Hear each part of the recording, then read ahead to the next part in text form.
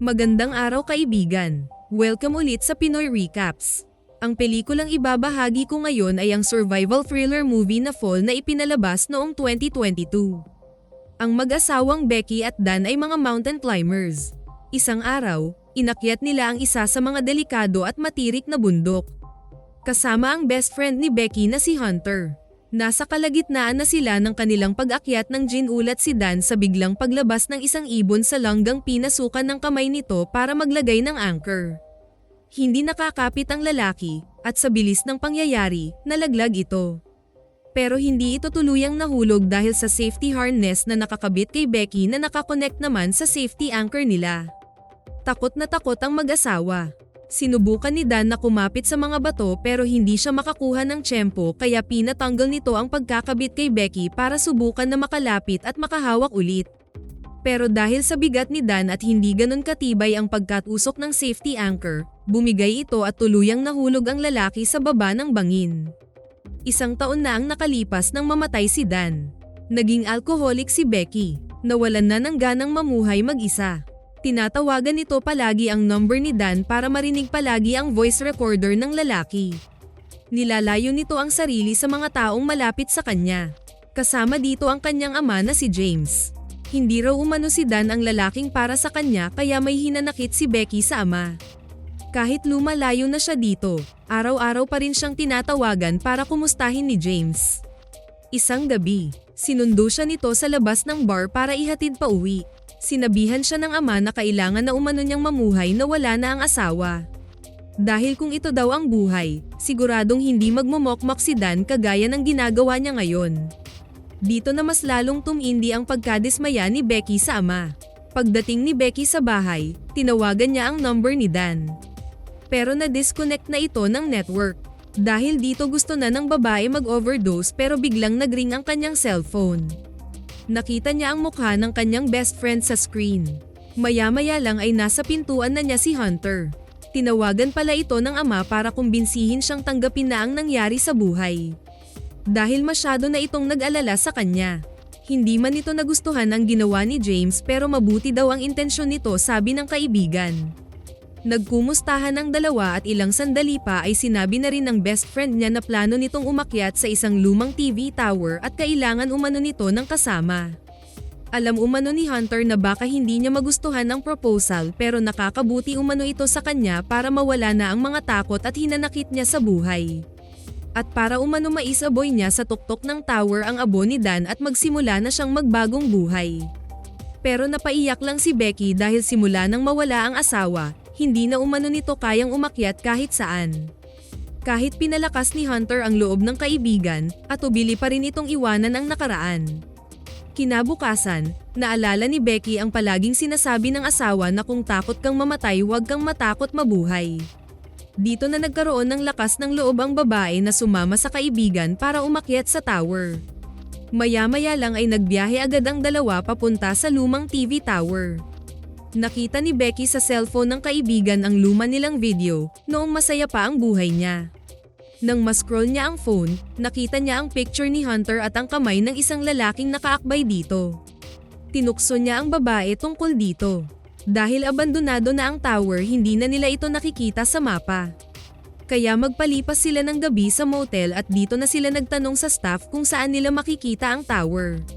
Mabilis namang tinuro sa kanila ang pulang ilaw sa may di kalayuan.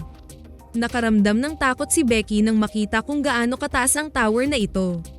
Pero natigil ang pagmuni-muni niya nang turuan siya ni Hunter ng isang hack umano paano mag-charge ng phone gamit ang socket ng ilaw.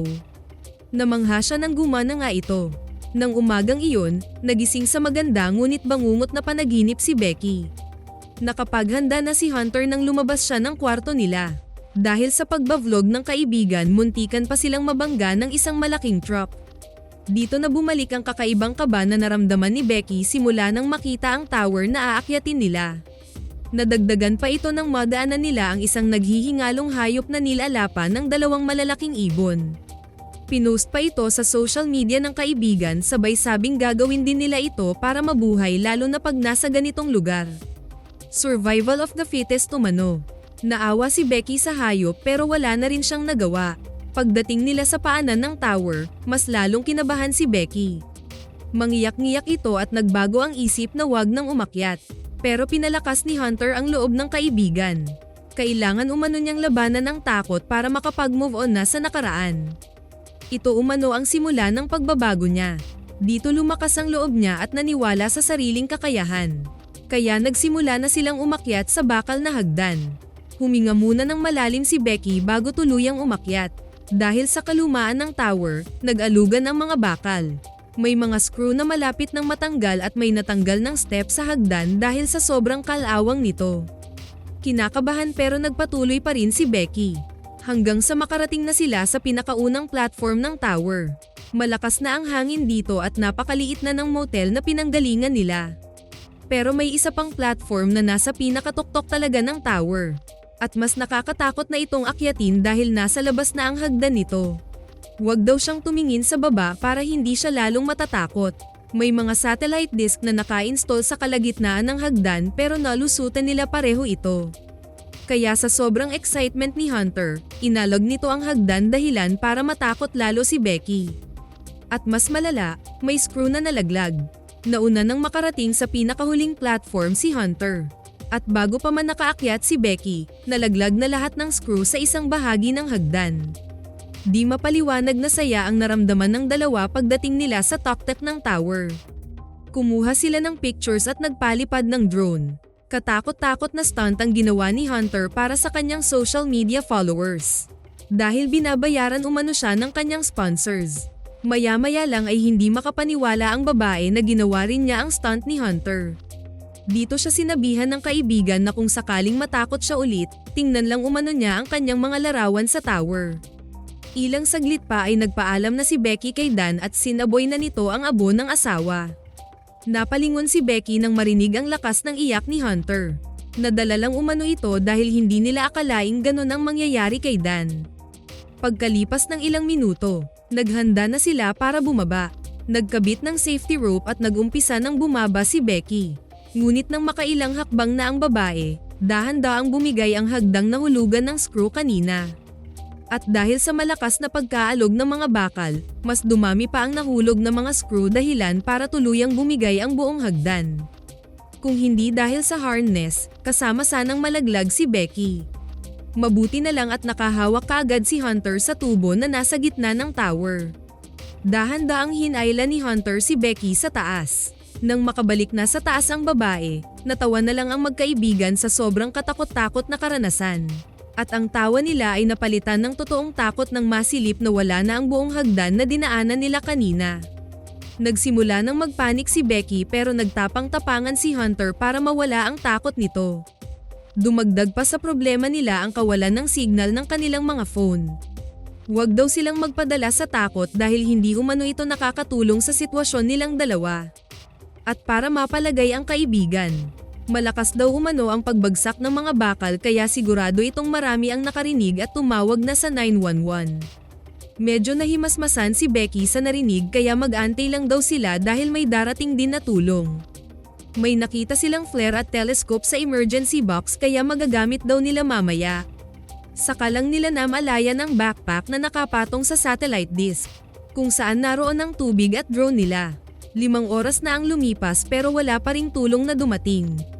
Biglang naalala ni Hunter na may signal sa paanan ng tower. Dahil umano sa antena kaya wala silang nasasagap sa tuktok. Ngayon, susubukan daw nitong mag-post para makita ng mga followers at ibababa ang cellphone sa pamamagitan ng tali nila. Pero kahit naglambitin pa si Hunter sa hagdan, hindi pa rin sila nakasagap ng signal. Dito na nila naisipan na kusang ibagsak ang cellphone baka magka-signal na ito sa baba. Kailangan lang nila itong proteksyonan gamit ang sapatos ni Hunter. Pero sabi ni Becky na hindi sapat ang sapatos lang kaya isama na rin daw ang medyas ng kaibigan. At ubili si Hunter na tanggalin ang medyas pero sumang-ayon na rin ito. Dinagdag pa ng babae ang kanyang push-up bra saka nito nilaglag sa ang sapatos. Tiningnan nila ito sa telescope pero masyado silang malayo para makita ang nangyari sa cellphone ni Hunter. Habang nagmamasid si Hunter sa paligid gamit ang telescope, napansin ni Becky ang tattoo nitong 143 sa may paa. Pero biglang nagsalita si Hunter na may aso umano sa paanan ng tower. At sa di kalayuan nito ang kanyang amo.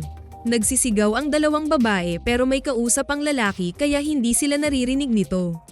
Maya-maya ay binato ni Becky ang kanyang dalawang sapatos pero hindi pa rin ito napansin ng lalaki dahil nakatalikod ito.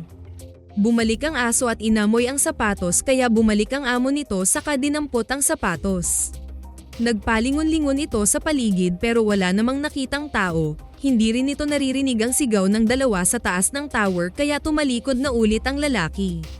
Nadismaya ang magkaibigan. Dito na gustong magpaputok ng flare ni Becky pero pinigilan siya ni Hunter. Saka na lang daw kung dumilim na at nakaharap ito sa kanila. Nakita din nila sa kalayuan na may kasama pala ang lalaki. Nagutom ang dalawa nang makitang naghahanda ang mga ito ng barbecue sa hapunan.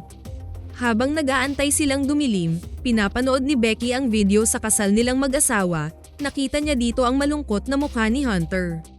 Nang medyo makulimlim na, tapos na ring maghapunan ang dalawang lalaki. Dito na nila pinaputok ang flare. At sa wakas, nakita na rin sila ng mga ito. Laking tuwa ng dalawang babae nang mag-drive ang mga ito papunta sa kinaroroonan nila pero hanggang doon lang pala ang mga ito sa gate. Dahil sa kasamaang palad, imbes na tulungan sila, ninakaw ng dalawang lalaki ang sasakyan ni Hunter. Kinagabihan, pareho na silang inaantok habang nakaupo sa platform. Ngunit nagising ang diwa ni Becky nang makita ang tato ni Hunter. Dito na kinumpranta ng babae ang kaibigan. Kaya pala atubili itong tanggalin ang medyas kanina. Dito na niya nalaman na nagkaroon nga ng relasyon ang dalawa. Humingi ng tawad si Hunter kay Becky na nahulog din ang loob nito kay Dan. Walang nagawa si Becky kundi umiyak na lang sa natuklasan. Inabot ng umaga ang pag-uusap ng dalawa. Paulit-ulit itong humingi ng tawad kay Becky tungkol sa pakipagrelasyon nito kay Dan. Mas mahal umano nito ang kanilang pagkakaibigan kaya hiniwalayan nito ang kanyang asawa. Pero wala na umano itong mukhang ihaharap sa kanya noong namatay ang lalaki kaya mas pinili na lang nitong lumayo sa kanya. Ilang oras pa ang lumipas, naalala ni Hunter na umabot sa satellite disk ang tali kanina nang sinubukan nilang sumagap ng signal. Kaya naisip nitong kunin ang bag para makainom sila ng tubig at magamit ang drone sa paghingi ng tulong sa motel na pinanggalingan nila. Dito na dahan-daang bumaba si Hunter. Pero kulang pala ang taas ng low bid para maabot niya ang bag. Kaya tinanggal ang sarili sa tali at tumalon na lang sa disk. Tagumpay siyang bumagsak sa disk pero namroblema din siya paano maabot ang dulo ng tali. May nakakabit na selfie stick sa bag kaya ito ang ginamit ng babae para isabit ang bag sa tali. Nakailang subok muna si Hunter bago niya tagumpay na nasukbit ang bag sa low bid. Pagkatapos nito ay buwis buhay na tumalon si Hunter sa tali kung saan nakasabit ang bag. Nang matagumpay na nakakapit ang babae sa bag, sinimulan na siyang hilain ni Becky paakyat. Inaapak din ni Hunter ang paa sa tower para mapabilis ang pag-akyat. Ngunit nang malapit na niyang maabot ang hagdan, biglang nadulas ang paa ng babae dahilan para makabitaw ito sa tali at mahulog. Hindi na nakahawak sa tali ang babae kaya malakas itong bumagsak sa disk.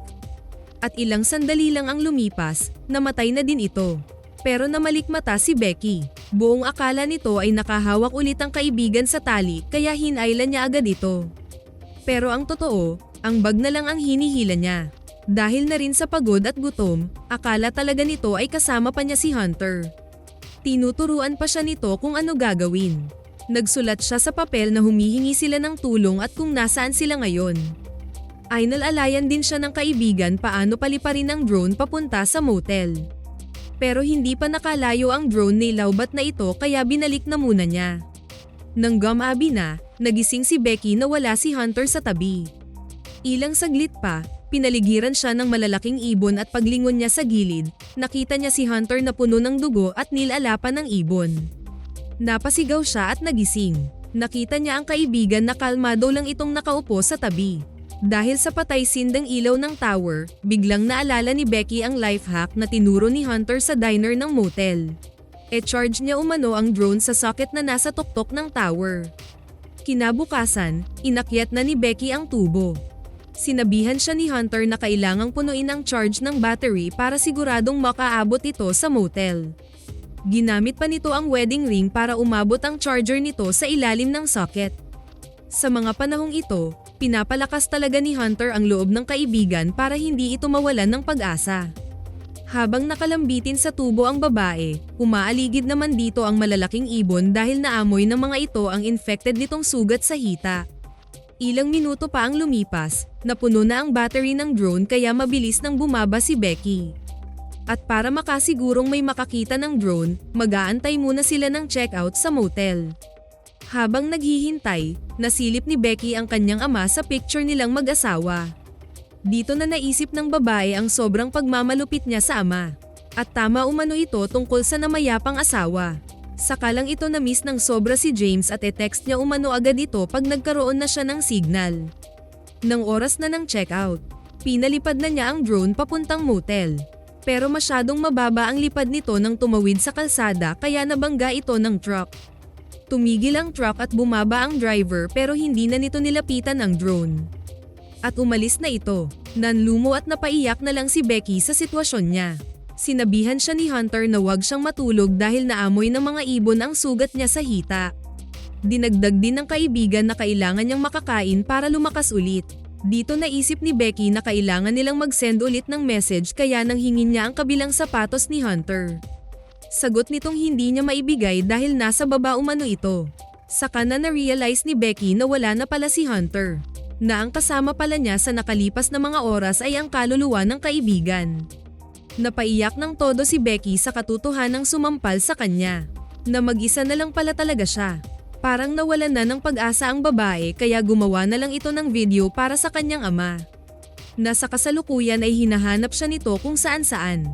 Dahil sa sobrang pagod, nakatulog ang babae kaya hindi nito namalayan ang pagdapo ng ibon sa kanyang tabi. Dito niya naalala ang sinabi ng kaibigan na kailangan niyang kumain para magkaroon ng lakas. Survival of the fittest. Bigla niyang dinakma ang ulo ng ibon at nakipagbuno siya rito. Maya-maya lang ay kinakain na niya ito. Nang magkaroon na siya ng lakas, nagplano na siyang bumaba sa disk. At para umabot ang haba ng tali, sa pinakahuling hakbang ng hagdan niya ito nilagay. Tagumpay na nakababa sa disk si Becky. Humingi muna siya ng tawad sa kaibigan sa balak nitong gawin sa bangkay nito. Pagkatapos mag-send ng text sa kanyang ama, kinuha niya ang isa pang sapatos ni Hunter. Nilagay sa loob ang cellphone niya at siniksik ito sa butas ng tiyan ng kaibigan. Nang masecure na ang sapatos sa loob, saka nito tinulak ang katawan ng kaibigan. Ilang saglit ang lumipas, marami ng rescue ang dumating sa paanan ng tower. At nang dumating si James, akala nito si Becky na ang nasa itim na body bag. Pero laking tuwa nito nang may tumawag na daddy sa kanyang likuran. Sana nagustuhan niyo ang pelikulang ito. Maraming salamat sa inyong panonood. Kita-kits tayo sa susunod na video.